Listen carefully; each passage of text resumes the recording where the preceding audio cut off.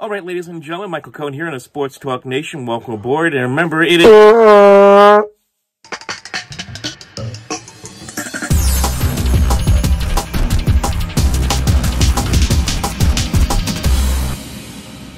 Welcome aboard, everybody, here to the Sports Talk Nation. Michael Cohen here with you, and we got a very busy show for you today as we're going to talk about the firing of Pat Shurmur as head coach of the New York Giants. Happened the other day on Black Monday, a Black Monday that was pretty busy with Freddie Kitchens getting fired and Ron Rivera signing with the Washington Redskins. A lot of things going on, and of course the Giants, who were the foundation of stability for so many years. Not the case anymore. Ever since the firing of Tom Coughlin because he was, too old or just didn't fit the brand anymore in the eyes of ownership, it's been absolute chaos. Going from Ben McAdoo to Steve Spagnulo for a cup of coffee as interim head coach to now Pat Shurmur.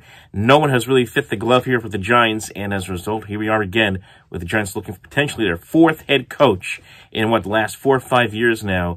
And I had an opportunity to sit down with Doug Rush of Giants Wire on USA Today. We talk about this in a podcast, so it'll be kind of the way we used to do things here at Sports Talk Nation. It'll be strictly audio with a slideshow over it. But we did discuss it. We talk about Shurmur. We talk about David Gettleman. We even talk about the potential, the possibility that the next head coach of the New York Giants could be. Is it possible? Baylor head coach Matt Rhule. We'll talk about that as well. So sit back, relax, and enjoy the program. It's been a fun one. This is very, very, very active Black Monday here, Mike, and good to talk with you. And, it's definitely been one of the more active Black Mondays I've been a part of in the last few years. So, very, very much fun and active and very, very busy. Very, very busy. I mean, we had Freddie Kitchens get fired from Cleveland last night. You had Pat Shurmur get fired this morning. You have Ron Rivera probably going to the Redskins. We had that come out this morning. Jason Garrett may or may not get fired. Did I miss anything? I think I mean, it's just been crazy for the last 18 hours already. So, I mean, I read something today and I thought it was hysterical. Jerry Jones is going to do a full-on head coaching search, and in the end, he's going to accidentally hire Jason Garrett back. Because that would be such a Jerry Jones move. It would be. I'm going to bet the best coach possible. We're going to hire Jason Garrett. Like, after careful consideration and much research, we have figured out that Jason Garrett is the best man for the job. He's a true leader of men. Nobody claps better than he does. Because that would be such a Dallas Cowboy Jerry Jones move. Wouldn't it? 8-8. Here we come again. Here we come, Dallas. 8-8. Here we go. Yep. I'm not going to shed any tears if the Cowboys go 8-8 and miss the playoffs and not win a Super Bowl for the next 20 years. I'm not going to shed one single tear for that. So. I don't think many people will, except for those in Dallas. I mean, we'll see what happens with Dallas. But again, Giants moving on from Pat Shurmur. Again, 2 years, record of 9-23. To me, Doug, this was inevitable. This was going to happen for a while. I mean, you don't lose 9 straight games and go through the struggles that the Giants are going through the last couple of years without a change. To me, it always kind of felt wrong coach at the wrong time. It just never felt right. I always felt like he was a guy who was just going to be the in-between guy. He wasn't going to be the guy that was going to transition the Giants into success. And really, his entire tenure, the 2 years here, it felt like the Giants didn't have an identity.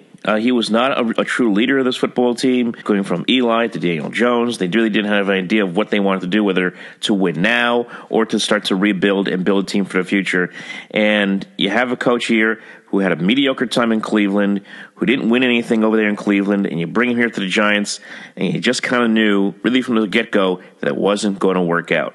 2 years ago, I went on record. Yep. I thought Pat Shurmur would have made the most of this opportunity. I felt like he was getting a second chance with an organization that I felt like had good structure behind it, had the right pieces at the time.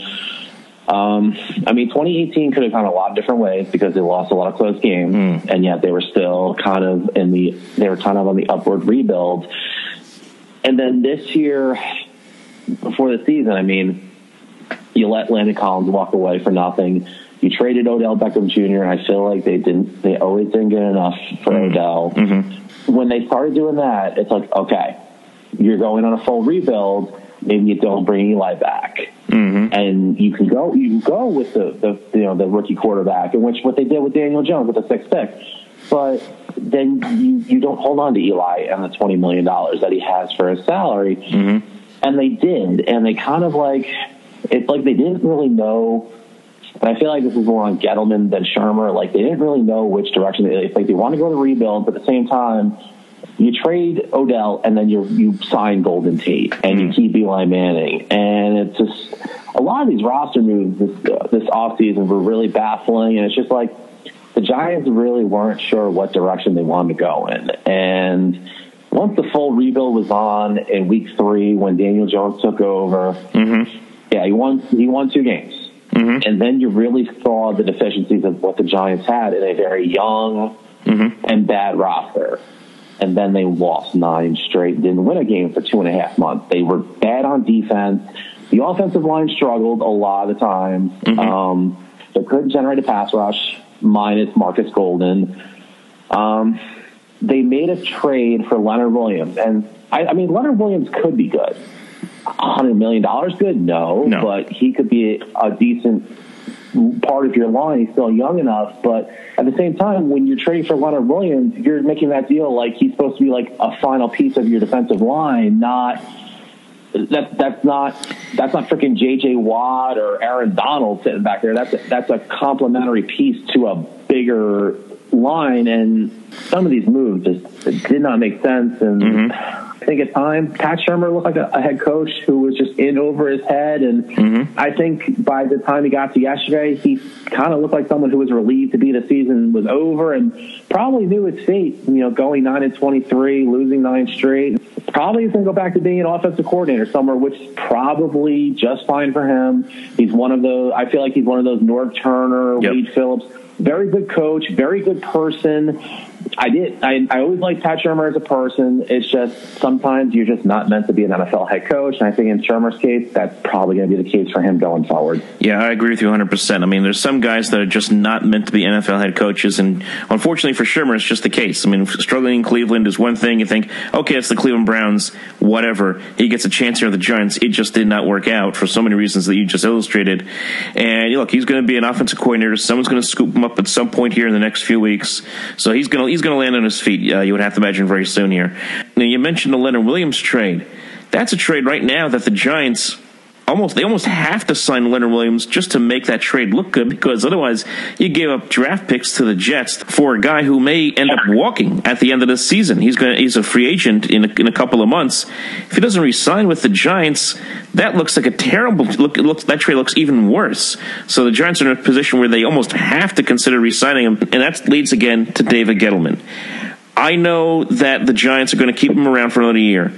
I've always been a proponent, Doug, if you're going to fire the head coach or if you're going to fire the general manager, one or the other, you have to fire both. And, I remember a few years ago when the Jets fired Mike Tannenbaum, they kept Rex Ryan. That was a big mistake. I thought they should have fired both at the same time in 2012. And that, of course, led to the whole John Idzik thing, and we can go, all over that. And then, here with McCagnon and Adam Gase, and, they just kept doing the same thing over and over again, keeping one guy, firing another guy, and, trying to put square pegs in a round hole. That is my concern here with the Giants. Gettleman's had an underwhelming tenure here with the Giants in 2 years. Yes, he drafted Saquon Barkley. Yes, he drafted Daniel Jones. But other than that, there hasn't been a lot to write home about. I would have sent him packing as well. A lot of people were sold on the fact that, Dave Gettleman was going to bring back the winning ways of the Giants, and it's been the opposite. And his drafts, for the most part, haven't been terrible, like you said. They drafted Saquon. They drafted Will Hernandez. Yep. Lorenzo Carter has potential. They took a massive chance to draft Daniel Jones, and for the most part, it worked out. He had a decent rookie season, but at the same time, his free agency moves, aside from maybe one or two, have not been good. I like Nate Solder personally as a human being and as a person, but as a left tackle, he got overpaid. But I think he's going to get moved to the right side for next year, because you cannot take a $13 million dead cap hit when you need to. That $13 million can get you 3 players right there.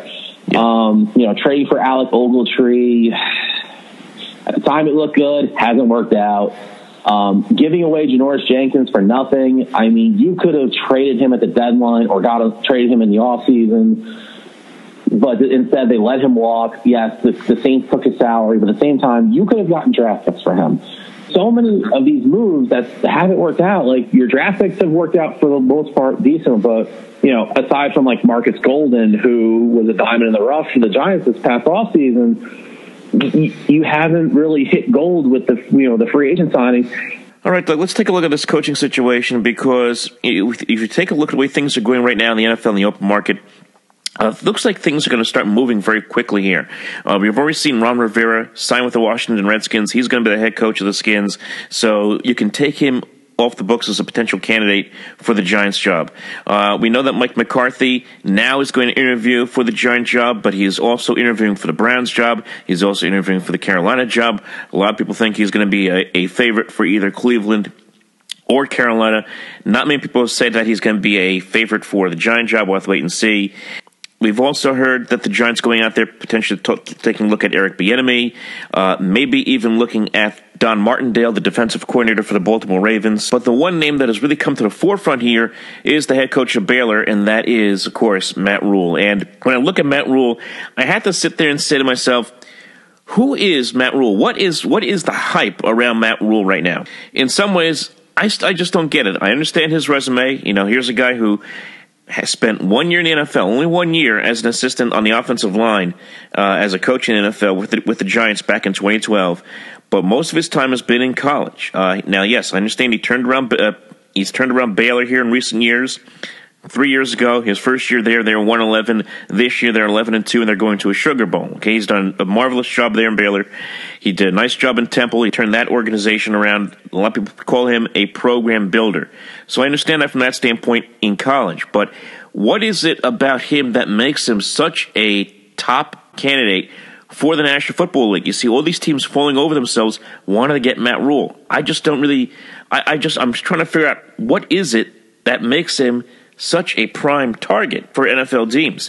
We saw the Jets last year interview him. They almost gave him the job last year, but they got into a disagreement over personnel as far as his ability to pick his own coaches, and that's why that fell apart with the Jets. I just don't know, and we don't know, no one knows, what kind of coach he's going to be in the NFL. I sit here and say, who is Matt Rhule? What makes him the best option for this position, for this jump from college into the NFL? Okay, so he's a 44-year-old guy. Yeah. Who's young.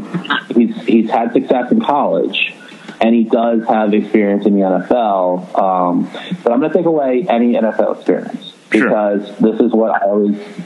It doesn't really matter what you do in college because the NFL and college are so much different. And if you want a great example, Nick Saban for being the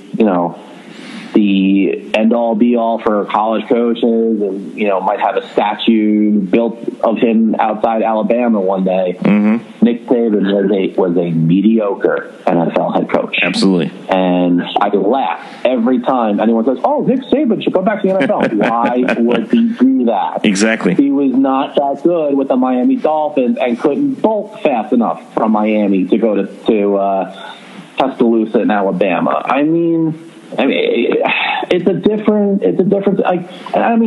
Jim Harbaugh had success, with the 49ers, was a game away from winning the Super Bowl.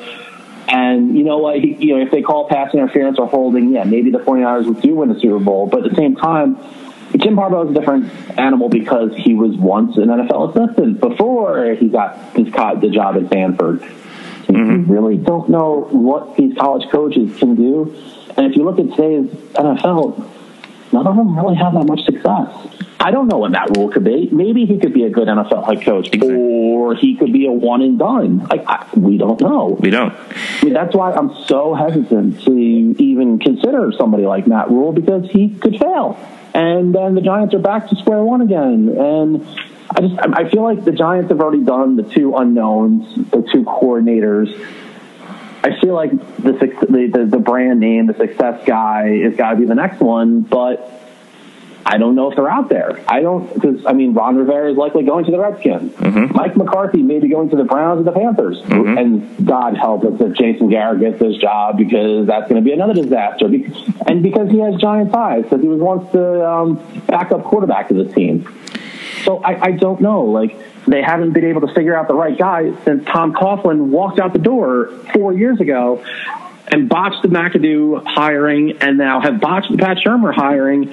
I feel like they don't know where they want to go. So does Matt Rhule get the job? I don't know, because he didn't get the Jet job because he wanted power. Well, is Dave Gettleman going to give him power of the roster? I don't see that, because I feel like Dave Gettleman played a power card over Pat Shurmur with the roster, and you could hear it in the comments. So I don't know if he's going to give Matt Rhule power. And if so, maybe Matt Rhule says, you know what, I'm going to stay at Baylor and just coach my guys. Yeah. So, to answer your question, we don't know what Matt Rhule is, because we don't know if he's even going to come here. Yeah, exactly. We don't know what's going to happen with him. And, that's the thing that bothers me most, is the issue over control. And I heard a report earlier today that apparently Matt Rhule knows a little bit about David Gettleman. He became a little familiar with him when he was here in 2012 as an assistant, and he wouldn't have a problem working with him. Well, that's easy for someone to say now. We have to actually get in there into the actual trenches of working together and see what happens. But that is going to be an issue. You would like to see the Giants go out there, find an established guy, but as we already mentioned, it seems like the names are going really quick, and there isn't a really deep pool of candidates out there from which the Giants can pick from. Another name that's being discussed, and I don't know if you saw it or not, sure. Apparently they're questioning Josh Daniels again. Oh, God. I can hear it in your voice, and I don't trust Josh McDaniels. I don't think anybody can. Take away what happened with the Broncos, because, you know what, he was young, he was inexperienced, whatever, okay. What he did with the Indianapolis Colts, like, he made a handshake agreement. He agreed to be their coach. Yep. And he decided to basically screw them. Now, granted, they got Frank Reich and everything's like okay for them, but imagine if the Giants had 2 years ago, when Josh McDaniels was a finalist, imagine if they did that to the Giants, and all of a sudden he's like, you know what, I'm going to stay in New England and screw you guys. Like, that would have gone over horribly with the Giants and this media. So, are we really going to do this all over again with Josh McDaniels? I don't know why anybody. I don't know why anybody would want to be bothered with Josh McDaniels. After what he did to Indianapolis, and yet he's got 3 teams.